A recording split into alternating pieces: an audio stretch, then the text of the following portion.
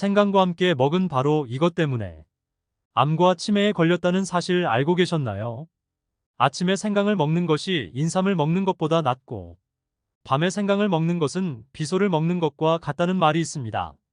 아침에 먹는 약간의 생강은 몸에 활기를 돋우어 건강에 좋지만 생강의 그 뜨거운 성질은 몸의 오장육부를 흥분시켜 밤에 먹기에는 적합하지 않다는 뜻입니다.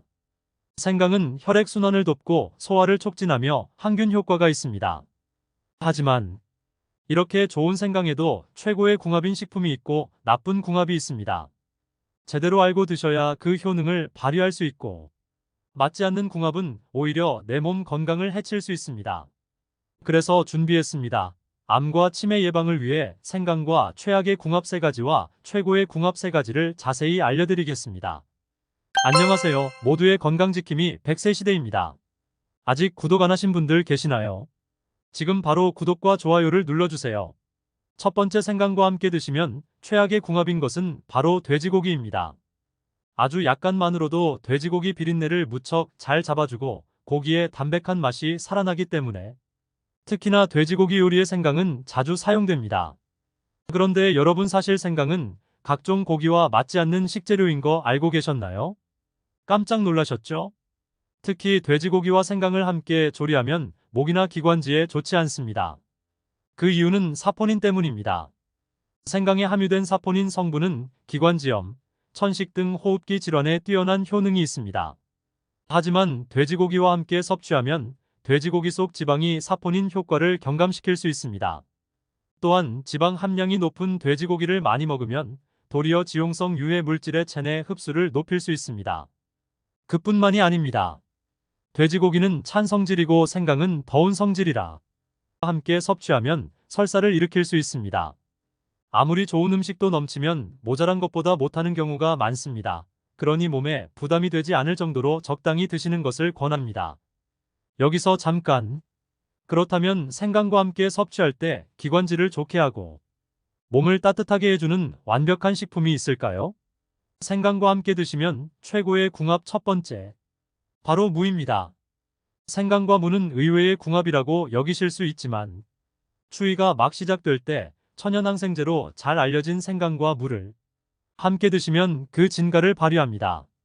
항상 배가 차고 잦은 소화 불량에 끊임없이 트림이 나오거나 위장이 안 좋으신 분들 특히 주목해주세요. 예로부터 장수의 비결로 통했던 생강과 무의 조합은 사실 속이 차고 변비나 설사를 반복하시는 분들에게 생강과 무는 그야말로 보약입니다.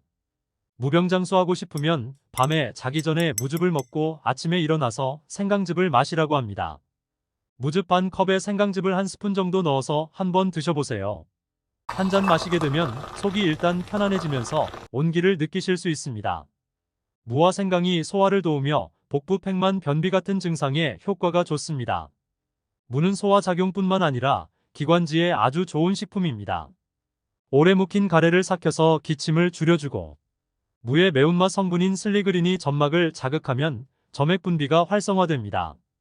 이로 인해 기관지 점막에 딱 들러붙은 가래를 묽게 희석시켜 몸 밖으로 쉽게 배출할 수 있게 도와주는 역할을 합니다.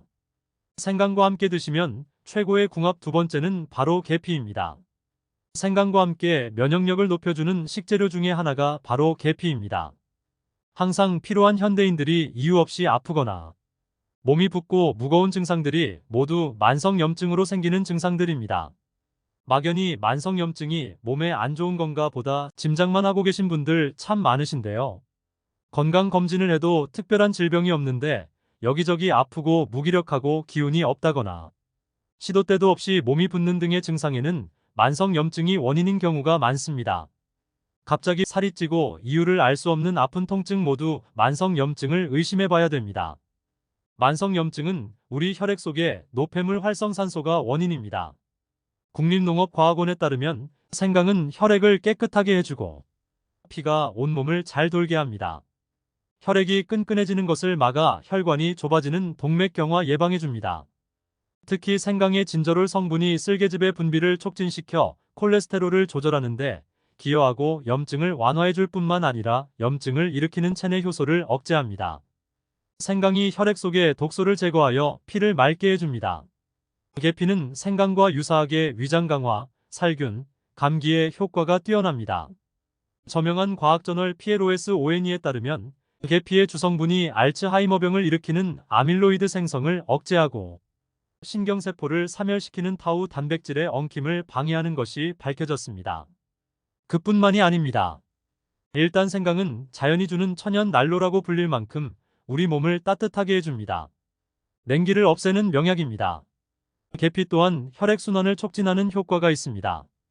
특히 아랫배나 손발을 따뜻하게 해주고 몸의 냉기를 사라지게 합니다.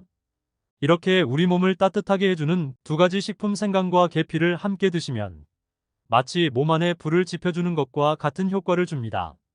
감기나 몸살로 몸이 으슬으슬 하실 때 생강 계피차 마시고 땀을 내면 증상이 좋아지는 경험을 하실 수 있습니다. 한 잔 딱 들이키시면 온기가 퍼지면서 컨디션이 회복되는 것을 느끼실 수 있습니다. 생강과 계피는 몸을 따뜻하게 하는 효과 외에도 혈당 조절이 필요한 당뇨인의 식단 관리에 도움이 되는 식재료입니다. 바로 생강의 풍부한 진저롤 성분이 인슐린 분비를 원활하게 하면서 혈당을 낮추는 데 도움이 되고 계피 또한 혈당을 낮추고 콜레스테롤을 줄이는 효과가 있습니다. 그래서 건강을 생각하신다면 생강과 계피 함께 차로 마시는 것 추천합니다. 기온이 뚝 떨어지면서 아침 저녁으로 초겨울 날씨라고 느껴질 만큼 갑자기 추워졌습니다. 겨울이면 우리나라 사람들이 가장 많이 마시는 차가 아마 생강차가 아닐까 싶은데요. 두 번째로 생강과 함께 드시면 최악의 궁합인 것은 바로 생강청이나 생강청으로 만든 차입니다. 기온이 떨어지면 건강을 생각해서 생강청이나 생강청으로 만든 차를 자주 섭취하시는 분들이 참 많으신데요. 의외의 결과에 의아해하실 것 같습니다. 주목해 주십시오. 생강청으로 만든 생강차가 해로운 이유는 바로 설탕 때문입니다. 생강청에는 생강과 동일한 양의 설탕이 들어있어서 발효가 되고 난 후에도 당 함량 때문에 문제가 될 수 있습니다. 생강청이나 생강청으로 만든 차를 드시고 나면 즉각적으로 몸속 혈당이 급격히 올라갑니다. 이는 혈관 속에 염증을 일으키며 각종 암의 주요 원인이 되는 만성염증을 증가시킵니다. 또한 혈당이 증가하면 혈액을 통해 뇌속 해마를 줄어들게 하고 당의 섭취량이 증가할 때마다 이러한 과정이 반복되면 치매의 원인이 될 수 있습니다. 생강의 좋은 효능은 조리 방법과 어떤 음식과 같이 먹는가에 따라 함량을 최대 500%까지 높일 수 있습니다. 농업기술원의 연구 결과에 따르면 생강을 110도 이상의 고온에서 고압으로 가열할 경우 일반 생강청보다 쇼가올 함량은 500%, 폴리페놀 함량은 200% 증가한다고 합니다.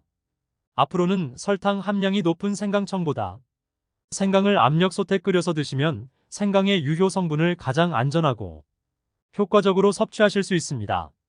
그럼 여기서 생강과 함께 드실 때 최고의 궁합 세 번째 식품은 바로 장어입니다. 장어구이나 덮밥을 드실 때 항상 생강채나 생강초절임을 곁들여 드시는데요. 생강을 장어와 함께 먹으면 아주 좋은 궁합입니다.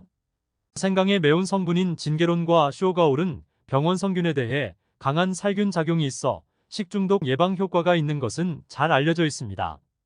또한 생강에는 디아스타제와 단백질 분해 효소도 들어있어 소화를 원활히 해줍니다. 특히 기름진 장어를 드실 때 향미 성분은 소화 흡수력을 높여줍니다. 생강을 곁들여 드시면 장어 특유의 비린내를 없애는데도 좋으며 단백질 분해 효소가 육질을 더욱 부드럽게 하는 연육작용을 합니다. 생강의 효과는 이뿐만이 아닙니다. 우리 몸속의 만성염증을 살균하고 없애주는 놀라운 효능이 있습니다. 그러니 앞으로는 건강을 생각하신다면 장어는 물론이고 다양한 생선 요리에 꼭 생강을 함께 드셔야 합니다. 그럼 여기서 생강과 드실 때 최악의 궁합 마지막은 위장장애가 있으신 분들이 섭취하는 경우입니다. 생강에는 소화를 촉진시켜주는 유익한 성분이 풍부한데 왜 위장에 문제가 되는지 의문을 가지실 수 있습니다. 생강에 함유된 디아스타아제가 단백질 분해 요소로 소화액의 분비를 자극하고 장 운동을 촉진시켜 신진대사 활성화를 돕고 신체 기능 회복에도 탁월한 효능을 발휘합니다.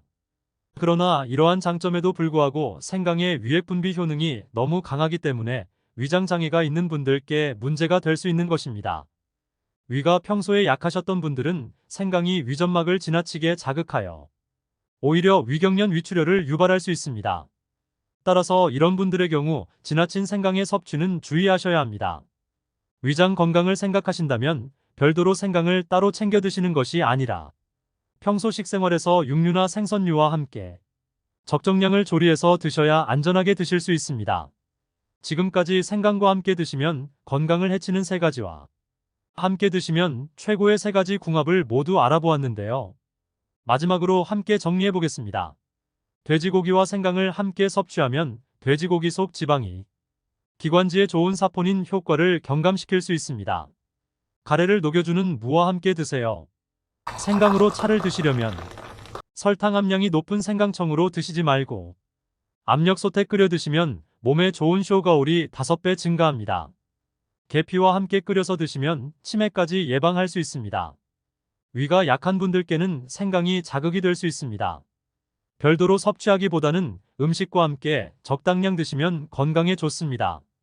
특히 장어와 생강을 드시면 소화에도 좋고 몸에 유익한 성분까지 흡수율을 높여주어 함께 드시면 최고입니다. 오늘 영상 도움이 되셨나요? 영상이 도움이 되셨다면 꼭 구독과 좋아요 부탁드립니다. 앞으로도 엄선된 건강 정보만 전해드리겠습니다. 항상 여러분의 건강한 삶을 응원합니다. 감사합니다. 시청해주셔서 감사합니다.